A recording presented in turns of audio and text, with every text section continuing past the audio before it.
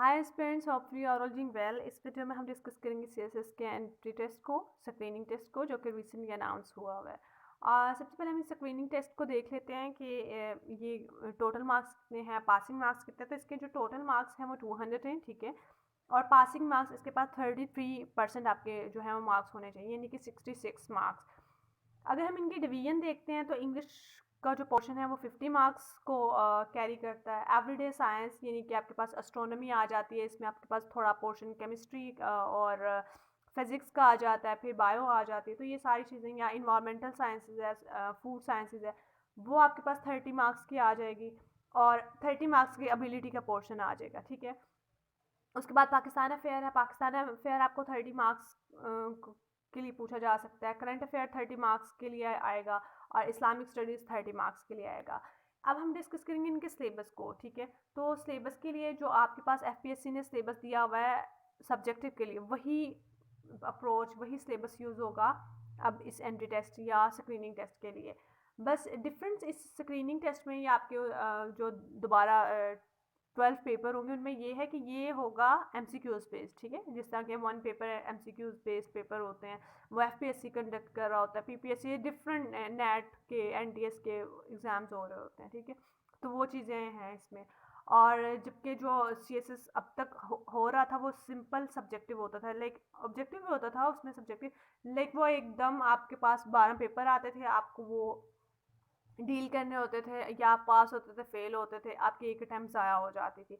इसमें ऐसा कुछ नहीं होगा, ये एमसीक्यूज बेस्ड पेपर होगा आपकी। जो हाँ, एक चीज़ है कि वो स्टूडेंट्स जिनकी क्रैमिंग अच्छी नहीं है, ठीक है, जो चीज़ों को याद नहीं कर सकते, रिटेन नहीं कर सकते, उनके लिए थोड़ा मुश्किल है। उनको थोड़ा मैं ये नहीं कह रही इम्पॉसिबल है, मुश्किल है, बस मैं ये कह रही हूँ। मतलब अगर वो काम करते हैं, वो स्ट्रेटजीज बनाते हैं, अपनी पॉलिसीज डिफरेंट जो हैं बनाते हैं, स्मार्टली स्टडी करते हैं, तो वो कर सकते हैं।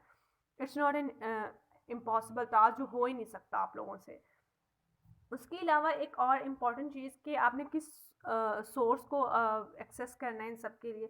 तो सोर्सेज तो देखिए आपके पास डिफरेंट है। अगर आप मार्केट में जाएंगे तो वो देखिए, अब होप्सफुली बुक्स आ भी गई हो, मतलब उन्होंने सिर्फ कवर पेजेस चेंज करने हैं और वही बुक्स आ जाती हैं, बुक्स वही होंगे। लेकिन देखिए CSS always is a competitive exam, तो इसके लिए आपको कंपटीशन में बैठना होता है, आपको कंपटीशन को फेस करना होता है, आपके पास चैलेंज होता है, ठीक है।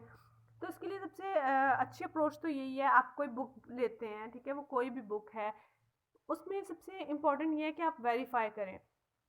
इट डजेंट मैटर कि आपकी नज़र में उस क्वेश्चन, कोई भी आपके पास क्वेश्चन है, उसकी स्टेटमेंट है, कौन सा आंसर करेक्ट है। द इम्पॉर्टेंट थिंग इज़ कि एफपीएससी के पास जो क्वेश्चन बैंक है उसमें उसका कौन सा आंसर ठीक है। तो इसके लिए इम्पॉर्टेंटली मैं तो यही कहूँगी कि आप कोई भी बुक लेते हैं, ठीक है, जब आप उसको पढ़ रहे होते हैं, तो देखिए ये एक इशू स्टूडेंट को फेस करना पड़ता है। आई डोंट नो आपने पहले वन पेपर एमसीक्यूज की तैयारी की भी है, किसी बुक को ऐसी को पढ़ा या नहीं, लेकिन उनमें आंसर अक्सर गलत होते हैं, तो आपको वेरीफाई करना होता है। सीएसएस की तैयारी में आपको क्या करना है, आपने ऑफिशियल वेबसाइट्स पे जाना है, ठीक है। वो एफबीआर की है, वो कोई और है, ठीक है। लेकिन अगर एस्ट्रोनॉमी पे है तो आपने नासा की वेबसाइट पे जाके, तो आपने वहाँ से ऑफिशियल वेबसाइट से जो है वो वेरीफाई करना है उस आंसर को, ठीक है। तो ये एक इम्पॉर्टेंट चीज़ है। उसके अलावा आप ये देखें कि जो आपकी नेबरिंग कंट्री है, लाइक आप इंडिया के जितने आप एग्ज़ाम्स हो रहे होते हैं, ठीक है, कंपेटिटिव एग्ज़ाम, तो उसमें भी ये स्क्रीनिंग टेस्ट है। तो स्क्रीनिंग टेस्ट को लेके आपने घबरा नहीं जाना है, क्योंकि देखिए सिर्फ पाकिस्तान में कोई नई चीज़ नहीं आई। दूसरी कंट्रीज़ भी जब कंपेटिटिव एग्ज़ाम लेती हैं, या आप ये देख लेंगे पाकिस्तान में जब आप एफएससी के बाद मेडिकल की फील्ड को या इंजीनियरिंग की फील्ड को चूज़ कर रहे हो, तो आपको एम कैट या ई कैट के प्रोसेस से गुजरना होता है। तो इट्स जस्ट लाइक दैट। तो ये बिल्कुल उसी तरह से। और उसके अलावा आप डिफरेंट कंट्रीज़ को देख लें, कंपैरेटिव एग्जाम होते हैं, एंटी टेस्ट में स्क्रीनिंग हो रही होती है। ये जो स्क्रीनिंग टेस्ट है, ठीक है, फिल्टर आउट हो रहे होते हैं कैंडिडेट्स, एस्पिरेंट, सीरियस और नॉन सीरियस। तो इसको इनकॉर्पोरेट करने का यही मकसद है कि जो नॉन सीरियस कैंडिडेट्स हैं वो पहले ही फ़िल्टर आउट हो जाएं, और जो कंपटीशन है वो सिर्फ सीरियस कैंडिडेट्स के बीच में रह जाए, ठीक है। तो एक बहुत पॉजिटिव चीज़ है, और इसका सबसे बड़ा फ़ायदा यही है कि जो एफपीएससी का प्रोसीजर है, ठीक है, जो सिस्टम है ये सीएसएस का, वो जो बहुत लेंथी है वो बहुत शॉर्ट हो जाएगा, ठीक है। इस वो चीज़ काफ़ी हद तक इसमें हेल्प आउट करेगी। तो अगर मैं आपको ये कहूँ कि आप उन साइट्स पे जाएँ, लाइक आपको नेबरिंग कंट्री की जो साइट्स मिल रही हैं, ठीक है, आप उनको एक्सेस करें, और वहाँ से आप लोग जो इंडिया सेंट्रिक स्टफ है उसको माइनस करके जितना भी आपको इंटरनेशनल अफेयर्स में मिल जाता है, उसको यूटिलाइज आप कर सकते हैं, तो इट्स वेरी गुड। आप वो काम भी कर सकते हैं, ठीक है। उसके अलावा आपको मॉडल पेपर्स जो हैं वो इम्तियाज़ शाहिद और कारवान की जीके बुक ये रेकमेंड की जाती थी, मतलब जब एफपीएससी का वन पेपर, ठीक है। कोई भी अगर वन पेपर एमसीक्यूज की तैयारी करे तो ऐसी बुक्स जो है मेंटोर या पेयर्स रेकमेंड कर देते हैं।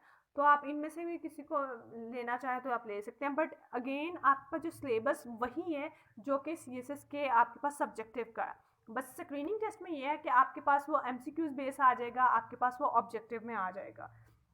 और इम्पॉर्टेंटली देखिए, कोई भी एग्ज़ाम होता है हम उसमें 3 चीज़ों को मद्देनज़र रखते हैं। हम उसके सिलेबस को, उसकी स्ट्रेटेजी को और उसकी स्पीड को अकाउंट फॉर करते हैं, कंसीडर करते हैं। और देखिए, अब जब सिलेबस की बात आती है तो हमारे पास सीएसएस का तो सिलेबस गिवन है, एफपीएससी ने बहुत खूबसूरती से वो हमें आउटलाइन दे दी है, ठीक है। हम उसको मद्देनज़र रखते हैं और तैयार कर लेते हैं डिफरेंट सोर्सेज से। वो हमारे पास बुक्स हो सकती हैं, वो हमारे पास इंटरनेट हो सकता है, वो हमारे पास यूट्यूब हो सकती है, ठीक है। वो जैसे हमें ईजी होता है हम नेशनल लेवल पे उसको तैयार कर सकते हैं। इंटरनेशनल जो क्रैश कोर्सेज होते हैं या मेंटोर्स होते हैं, प्रोफेसर्स होते हैं, उनको लेक्चर्स को सुन के थ्योरी की एप्लीकेशन सीख लेते हैं और डिफरेंट हम लोग मेथडोलॉजीज जो हैं वो यूज़ कर लेते हैं। उसके अलावा आ जाती है हमारे पास स्पीड। अब देखिए, जब आप किसी भी एग्जाम में बैठ रहे हैं, लाइक हम सीएसएस की बात करते हैं because we are preparing for CSS और पीएमएस, तो उसमें ये है कि आप जब कोई भी क्वेश्चन अटैम्प्ट करते हैं, लाइक आप कोई क्वेश्चन 20 मार्क्स के लिए अटैम्प्ट कर रहे हैं, ठीक है, तो आप उसके लिए एक प्रॉपर टाइमिंग जो है वो एलोकेट कर लेते हैं। लाइक आपने 30 मिनट में करना है, लेकिन अगर आप 40 मिनट में कर रहे हैं, 50 मिनट में कर रहे हैं, तो ये आपको मेंटोर गाइड कर रहा होता है कि भाई आपकी स्पीड बहुत स्लो है, इसको इम्प्रूव करें। अगर आप अवेलुएट भी कर रहे होते हैं तो आपकी डिवीजन ऐसी होती है कि आप कहते हैं नहीं, मैंने इसको 30-35 से ऊपर नहीं लेके जाना, presentation each and everything should be in the same time. तो वो आप सारी चीज़ें मैनेज कर रहे होते हैं और उस तरह से आप अपनी स्पीड को भी इम्प्रूव कर सकते हैं। अब जो बात आती है स्ट्रेटेजी की, ये बहुत इंपॉर्टेंट है। अब तक स्टूडेंट की हो सकता है स्ट्रेटेजीज अच्छी ना हो, लाइक वो क्योंकि सब्जेक्टिव की तैयारी कर रहे होते थे तो बस उसी तरह से वो करते रहते थे। वो अगर उनका लाइक एमसीक्यूज का जो पोर्शन है, ऑब्जेक्टिव का पोर्शन थोड़ा लैक भी कर रहा होता है कहीं, तो वो मैनेज हो जाता है, ठीक है, उनके सब्जेक्टिव में। बट क्योंकि अब आप जो हैं वो स्क्रीनिंग से होके जा रहे हैं, आप ये स्क्रीनिंग टेस्ट दे रहे हैं, तो आपकी स्ट्रेटेजी बहुत इंपॉर्टेंट होती है, आपकी स्ट्रेटेजी बहुत अच्छी होनी चाहिए। देखिए, अब जाहिर सी बात है, आप डिफरेंट अकेडमीज़ को अप्रोच करेंगे, आप इंटरनेट के सोर्सेज को यूटिलाइज करेंगे, आप अपने ग्रुप्स बनाएंगे, अपने फ्रेंड्स के साथ स्टडी करेंगे, कुछ भी देखिए पॉसिबिलिटीज़ है, स्टूडेंट्स अब तक यही करते हैं। तो देखिए, सपोज एक आपके पास मेंटोर है, 20 स्टूडेंट्स का एक बैच है, तो उनके पास सेम कंटेंट होगा, ठीक है, उनके पास सेम मेंटोर होगा, उसी तरह उन्होंने क्लासेस ली होंगी, सब कुछ उसी तरह होगा। लेकिन यहाँ पे जो इंपॉर्टेंट चीज़ है वो आपकी पर्सनल एफर्ट देखी जाएगी। एक एमसीक्यूज है, ठीक है, वो आपको टीचर ने नहीं पढ़ाया, वो उस तरह से आपके जो कंटेंट आपको प्रोवाइडेड था उसमें नहीं था, लेकिन अगर आपने खुद अपनी पर्सनल एफर्ट लगाई हुई है, ठीक है, और आपको पता है कि क्या ठीक है क्या नहीं ठीक, और किस तरह से आपने लिंकिंग की है, फ्लो चार्ट्स बनाए हुए हैं, ठीक है, डिफरेंट ग्राफिक्स जो हैं वो यूज़ की हुई, तो ये चीज़ें आपकी वहाँ पे इंपॉर्टेंट होंगी। हो सकता है वो 19 जो बाकी हैं 19, वो उनका वो आंसर ना ठीक हो, आपका ठीक हो। तो ठीक किस सेंस में होगा? तभी होगा ना जब आपने पर्सनल एफर्ट डाली होगी, तो पर्सनल एफर्ट आपको डालनी पड़ेगी। और मेरी बहुत इंपॉर्टेंट जो एडवाइस है वो जो 2020 में अपेयर हो रहे हैं, उनको यही कि आप जिस तरह भी तैयारी करें, लाइक आप अकेडमी से तैयारी करें, आप सेल्फ बेस पे तैयारी करें, आपने अपनी प्रिपरेशन को क्विट नहीं करना, आपने प्रिपरेशन कंटिन्यू करनी है, बट आपने अब जो 1 आवर 2 आवर इस टॉपिक को देना है, ठीक है, आपने एमसीक्यूज की तैयारी करनी है, जिस तरह मैंने आपको बताया कि अपनी अपनी पर्सनल एफर्ट डालनी है।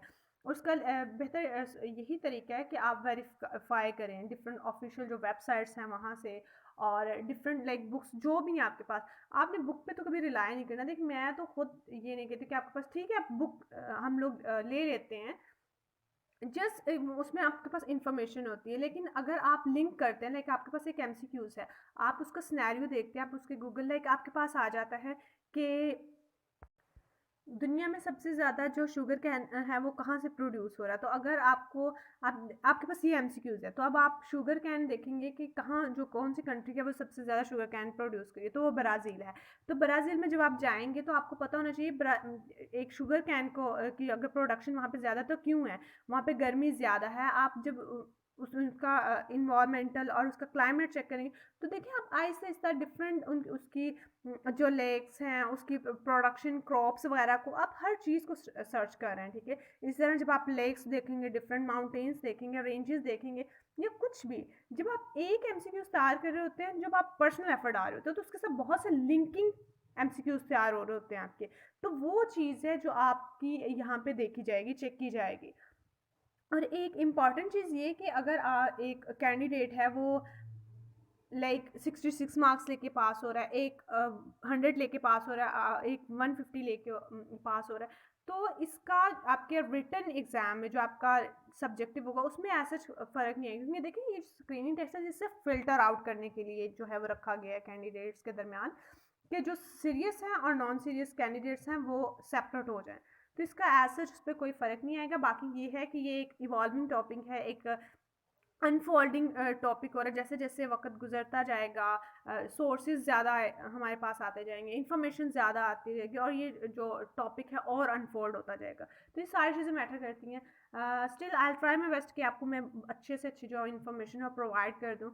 अगर आपका कोई क्वेश्चन है, कोई क्यूरी है, तो आप कमेंट सेक्शन में मुझसे पूछ सकते हैं। आई ट्राई माई बेस्ट कि मैं जितनी जल्दी हो सके आपको आपका आंसर कर दूँ, ठीक है।